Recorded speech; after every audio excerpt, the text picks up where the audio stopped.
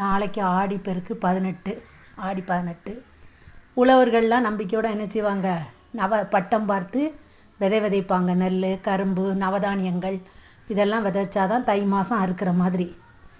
ஆத்தங்கரை குளத்துக்கரையில் புனித நீராடுவாங்க எல்லாரும். அப்புறம் தாலியை பிரித்து கோர்ப்பாங்க.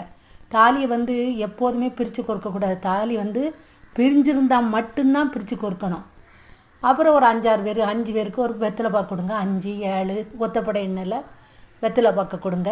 வீட்டில் நல்லா சமைச்சு சாப்பிடுங்க. உப்பு வாங்குங்க. உப்பு, அரிசி, புளி, கருப்பட்டி இதெல்லாம் வாங்கினா வீட்டில் வற்றாத செல்வம் இருக்கும். காவிரி ஆற்றுங்கரையில் தான் வச்சு கும்பிடுவாங்க. நம்மளுக்கு காவிரி ஆறு கிடையாது. இங்கே நம்ம வீட்டில் குளித்த உடனே சாமி கும்பிட வேண்டியதான்.